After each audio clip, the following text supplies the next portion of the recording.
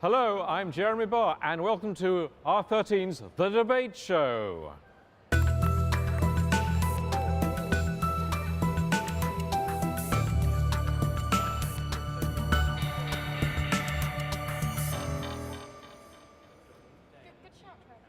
Joining me today on Team A, we have final year motion graphics student Sophia Chowdhury, second year digital film production student Jamie Dickerson, and Stephen Colwell, senior lecturer here at Ravensbourne. On Team B, we have Trevor Morris, also a final year motion graphics student, second year digital film production student Christopher Velota, and Dr. Lizzie Jackson, academic development manager also here at Ravensbourne. Welcome to the show. Our two teams will be arguing for and against today's topics for debate. Each team will have 1 minute to put forward their case, and then the debate will begin. After 3 rounds of debate, it will be up to me, apparently, to decide who's the best team. So let's get started. Our first topic is, should students accept unpaid internships to further their professional career? First up is Team A with polemic from Chris. Thank you, Jeremy. We're fighting for we're going for the motion that students should accept unpaid work experience because it's basic economics, supply and demand. There is more demand than there is supply. If more people want to do a certain job, then the pay is going to be low to the point where there is no pay, where experience is the greatest thing you can get from that industry. When you want to go for the top jobs, when you want to experience something greater than low level, for example, where I am, film, everything is unpaid. But if you go for paid jobs, you do smaller jobs. If you go for unpaid jobs, you get to climb that ladder. You gain experience where you may not have had the chance beforehand.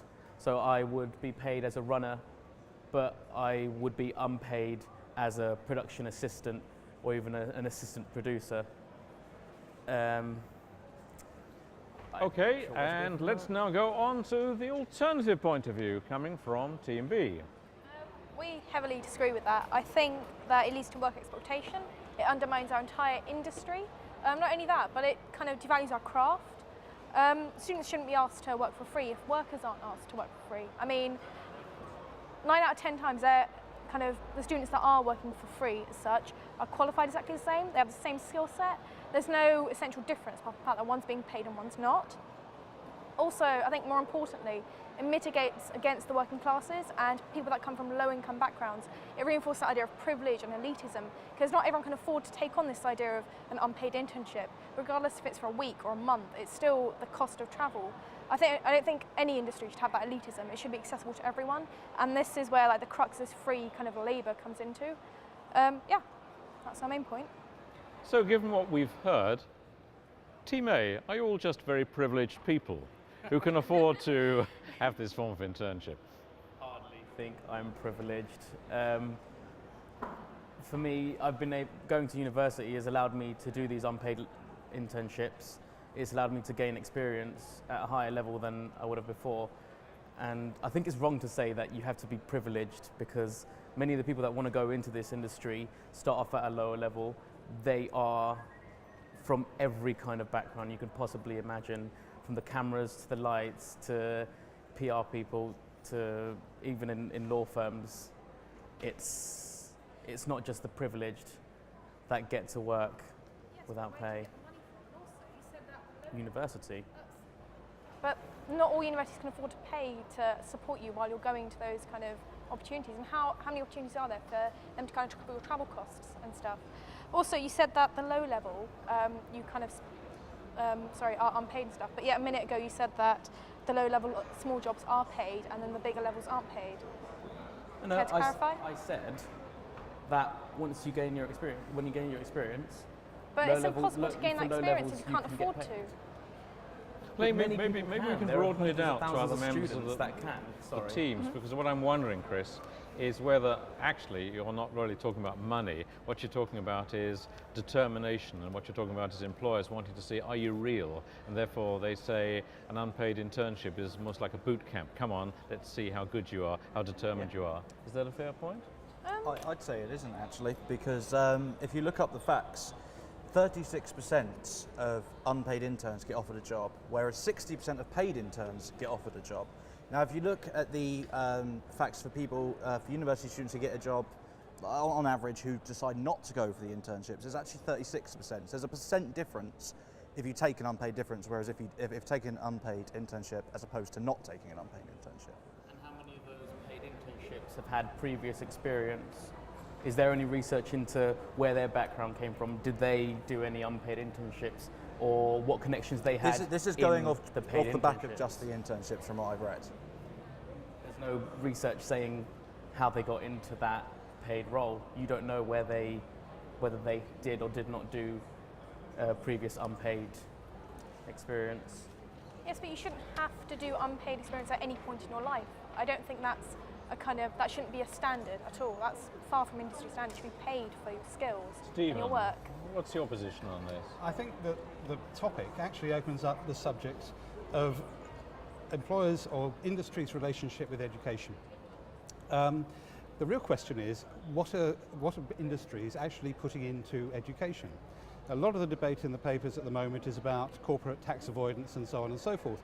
And underlying this is basically corporations, businesses and so on getting a free ride from an education system which students are now paying for themselves, from the infrastructure which is paid out of tax and so on and so forth. So I think this idea about unpaid internships, and it's not just about design or media, it's right across all industries, frankly, indicates an attitude amongst employers, particularly large employers, corporations, that says actually we're so important, we're so big, we don't have to pay you, we don't need to treat you with respect, because actually... We're in a recession here.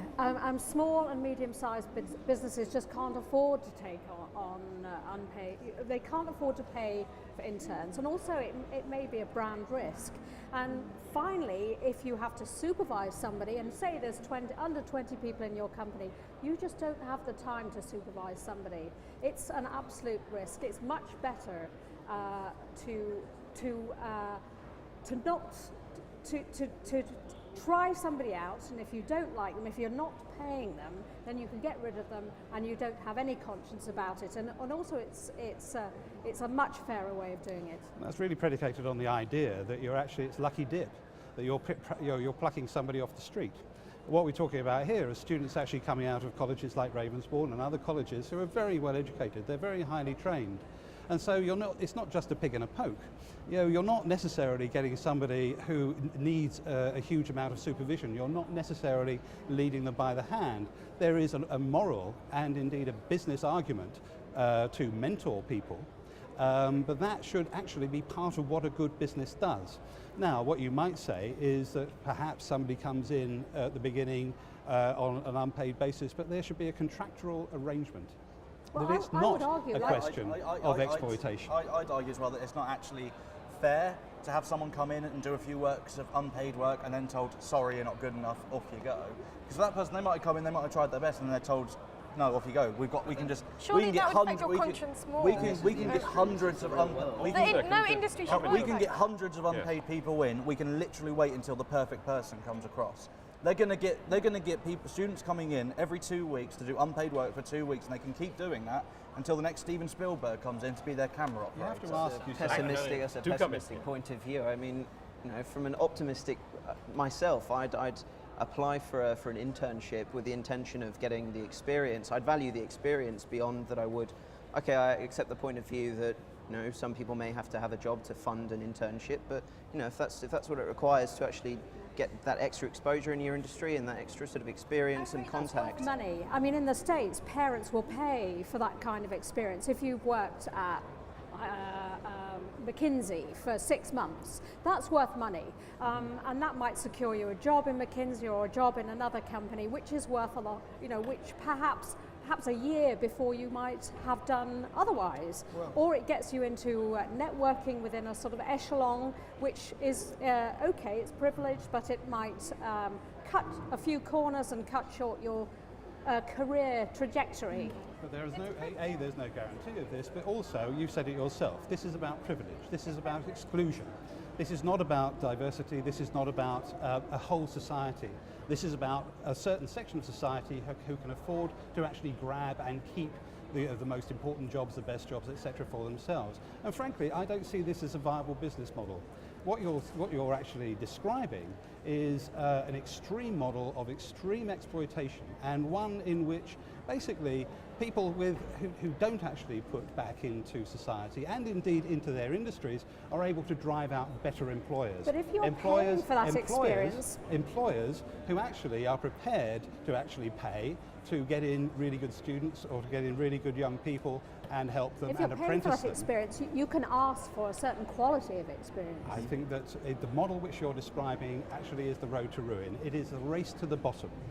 And in terms of where we are as a society and indeed as an industry, I don't think it's a viable model, because ultimately you are shrinking the pool.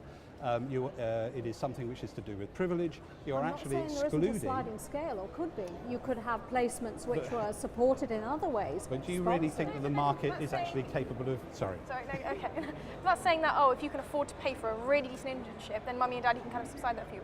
But then the people that can't afford to do that get a less kind of, like less experience, less decent kind of internship. I don't think you should value kind of, go to the shops and buy the finest internship as opposed to the value one. Could I ask you all, I mean, all lovely people, but are we talking about the media industries? Because you may recall that a few years ago, somebody remarking about the whole media industry said, come on now, it's a lifestyle business. It's for people who actually enjoy a certain way of doing things. It's not like other industries where actually things have to be measured in different ways. And is it the case, therefore, we all want to be in the media industries, and therefore we're all easily persuaded to go into this place and maybe learn through being paid very little, but actually gaining a lot of experience? I would argue that there are. I mean, let's face realities. There are media dynasties. Parents introduce other children, and you often get media families. It's extremely common, and why upset a system where it's working? And the thing is that you grow up with the media industry, you're introduced to it. The thing that upsets the system is if they start to let other people in who are outsiders. Isn't there another issue, though, of demographics? We're all assuming that there will be an endless supply of younger people desperate to get into these companies. But demographics suggest that we're increasingly an aging country. And could it be that we might actually have to anticipate a world where internships are for people who are in their second or even third age, rather than people who are energetic at the age of 18 or 23? There might not be enough younger people to actually make the old model work. Any comments on that? Or is everyone looking terrified at the idea that it's all going to be 50-year-olds? Just reminded me of my own mortality. That's why you're arguing for a closed shop. Actually, I think I know a friend who she retrained as a designer into more of a creative industry after working as a receptionist for a while. She's in her 30s and she can't get hired for internships because of that kind of, because they want this young, fresh talent, and she won't take on unpaid internships either, because you're a 30-year-old, you've got other commitments, you've got other things to pay. You can't afford to kind of dabble in this. You need to think, well, is it an internship I'm going for? Am I actually trying But to put then it's myself the out as a experience. freelance designer? I mean, imagine. I think she wants experience in the studio. She wants to head as a junior designer and work her way up. And as a freelancer, I don't think you get the same experience as you would in a studio. So it's very hard to kind of shape yourself like that. It's when you're kind of in middle age. She wants to become part of the team. Yeah. But isn't it the case that we are going to have to rethink what part of the team means, as increasingly we face not only the demographic change to which I've referred, but all sorts of economic models and social forms which actually are really trying to come to grips with what we call the digital age?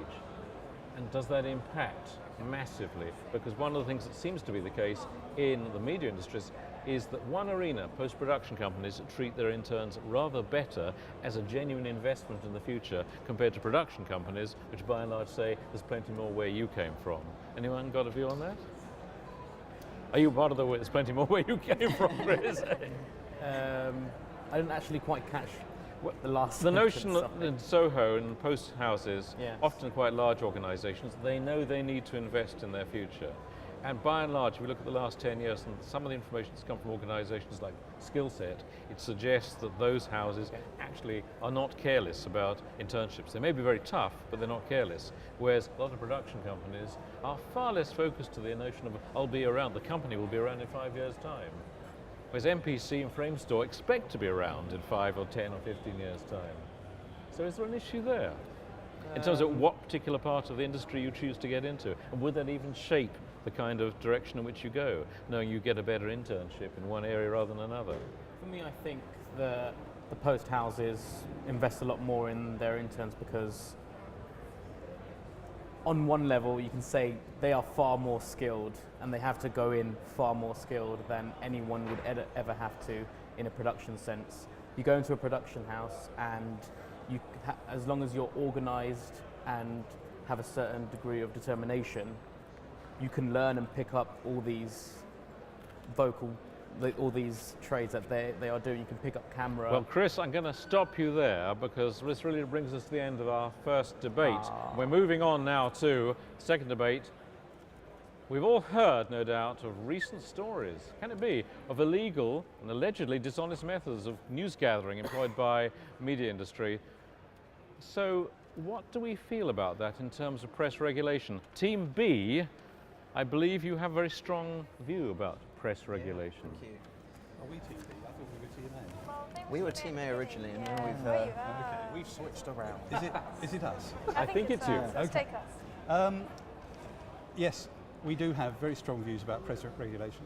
The debate about press regulation has really been couched, as you say, in terms of the malpractice or the rather dubious practices of some journalists at some newspapers. But there is also, the debate has subsequently been couched in terms of press freedom, which is freedom of speech, freedom of editorial, and so on and so forth. Our view in this team is that the regulation which is on offer, both from the government and from the press, we are very much against this, but on the grounds that it is woeful, that actually it doesn't offer the protection that good journalism, that editorial independence, that freedom of speech actually requires. Essentially, what we are saying on this side is that Leveson was a flawed process because it didn't actually address the real issue, which is about media ownership and about market share. The reason that the News of the World was actually able to get away with what it was doing was because it was too powerful, it had too much of the market, News International has had too much of the market, and therefore was able to actually generate a very cosy relationship between themselves, the police, and politicians. And that is where the issue of press regulation should really lie. And is there a riposte to that from this side? Well, I mean, it's quite astute. We believe here that a framework is required to keep standards all the same. Not only protects journalists, but press, the public. The frameworks themselves obviously need to be enforced and need to be maintained. It ensures freedom of speech, having a framework, having these regulations, keeps quality on the same level. It just keeps everybody on the same page. In terms of your point, I suppose it's a different avenue. This argument is quite rounded, really. It's quite difficult to. I think as a point of debate, I think it is a really difficult one. Whereas in the previous question, it was the lines were a little bit blurred, but they were fairly clear. I think when it comes to press regulation, I think it is a very, very difficult question, and I think that. The reason why it's difficult is because the press and broadcasting industries are converging. Therefore, you've got Ofcom. If you're going to have off print or off publish, things are going to get extremely confusing, overbearing. But, however, I would argue that why not have one regulator? Keep it simple, and if you do have one regulator, then you get a framework, an ethical framework around the industry. And also, the press, the editors of the press have been invited to help formulate that regulation. The regulators are bending over backwards, the government's bending over backwards to try and create a regulatory environment which is going to work. Therefore, we are for regulation. But in the digital domain, does any of this really matter? Recently, we've had a lot of whistleblowing.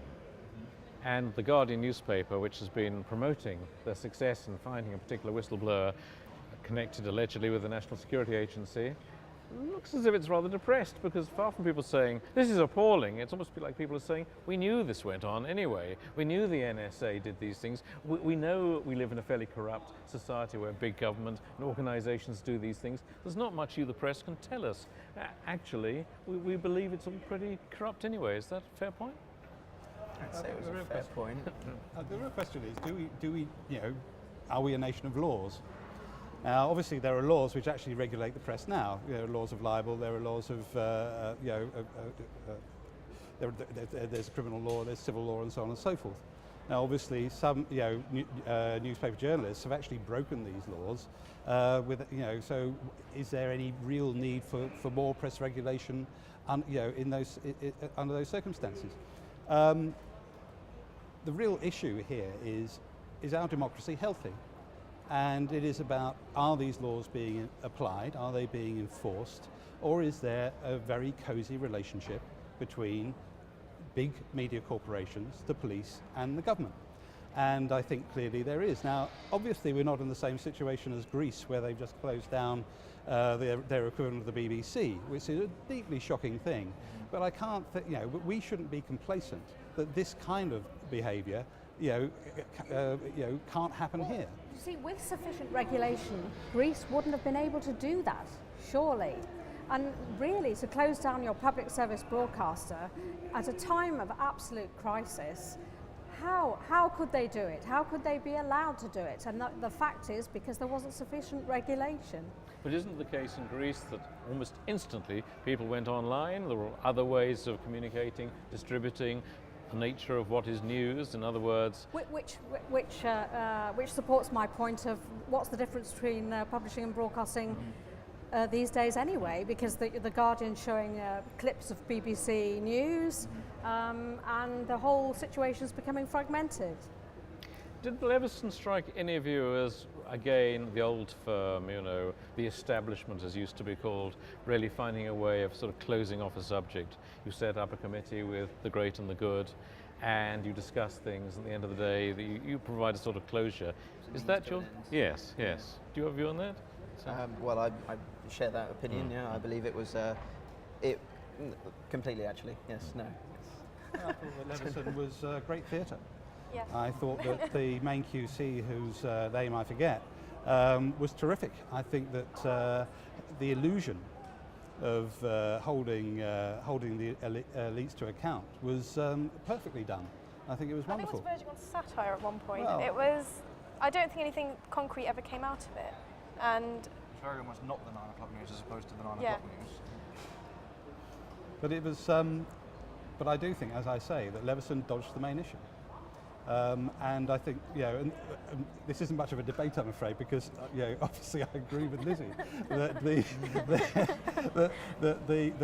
the media landscape is so complex that if you don't actually include within ideas about regulation the internet, if you don't include issues around ownership and market share, then the whole thing isn't worth a candle. And so our position is that at the moment, because these things are not being brought in, well, actually press regulation is frankly worthless. So, if we're saying this debate isn't as strange or as confrontational as the previous one, is that because as a society we really don't quite know what to do with these issues, bearing in mind that what you've said about the nature of a digital world in which actually there are so many other ways in which we can interact and communicate that this is almost a redundant debate to have. Potentially working off an older framework which needs to be rethought and reapplied to the convergence of all of these different medias. It's an older framework. I think you're absolutely right. But the fundamentals of freedom of speech, of freedom to publish, of editorial independence are absolutely key. and it is those fundamentals, those things which, if there is going to be any regulation, should be enshrined in law, which actually protect journalists from their own editors and certainly from their own owners at times. I think these are really fundamental issues, and clearly issues around blogging, of independent journalists, of how do we actually get our news now, of user-generated content, and so on and so forth. These are really, really important issues, and I think that Leveson was not just a mischance, but I think it was. Well, as I pointed out, I think it was great theatre, but pretty worthless in all other respects. But the interesting thing is that the equivalent of telephone hacking online could be prison. It could be snooping, around somebody's Facebooking or whatever, or internet accounts or social media usage. That's the equivalent online to telephone hacking. But the people who were hacked into, there is an argument, probably a very unethical one, the majority of them were actually quasi-celebrities, and maybe even the fact of being hacked into became an iconic part of their being a celebrity. They must be worth something because they've been hacked into. So in other words, they're almost going along with something which other societies would have said is unethical, and indeed, as you make the point, illegal. But actually, it was almost a sort of consensual, I must be important because people are hacking into my private life and saying something about it. If you advance that argument, then you apply it to ordinary people just going about their business who may have difficulties in their marriage, or they may be disabled, or they may be a little large, or something of that nature. Once you say, well, there's a different rule for a celebrity, then it can apply to absolutely anybody, because we I take the point. I think maybe public figures, people that choose to be in the public, like MPs, members of parliament, and politicians, they need to be seen as transparent, and perhaps phone hacking is a nice little deterrent from them to kind of stop all this lying and cheating, etc. Well, I think possibly. Clearly, the courts are conniving in putting together a privacy law, which we have never had in this country before, which is protecting celebrities and so on and so forth, which should be another part of this debate. I think you're absolutely right. The MPs, senior civil servants, and newspaper owners and so on and so forth should be fair game. What we need is plurality. We need to have enough suppliers so that there is an ethical framework. For example, we need an alternative to Google, a European cultural alternative to Google, and a public service alternative to Google, so that we have something which is robust, as it was in the pure broadcast era, in the sort of blended networks / televisual era. We need something where there is an ethical framework online, and it is something which offers people a choice of information, not just what's presented to them. Don't we also need something else? Could I just suggest to be a more serious society? An awful lot of the storytelling in and around hacking and blogging was really, you could argue culturally, not very important. It wasn't about important issues, it was about people's personalities. If we were a more serious society, really confronting some of the big issues of our world, would we actually waste time with all this anecdotal stuff with people who just sit in a sort of zone of maybe nothing in editorial terms? To take your point and to follow on from Lizzie, the answer to this is regulation of the market. The market cannot or will not actually regulate itself so that there is more competition. The market in every single area, in finance, in energy, in name it, the trend is for mega companies, for gigantic corporations. And so there is no competition.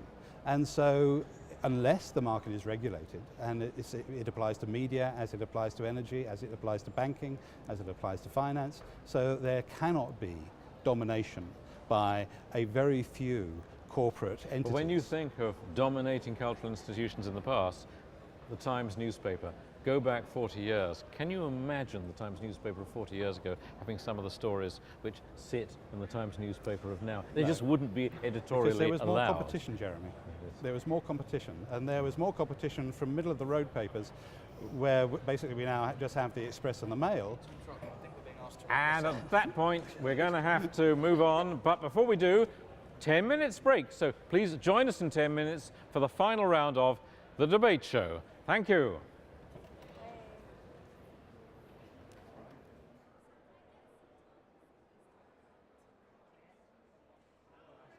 Speak. No, speak.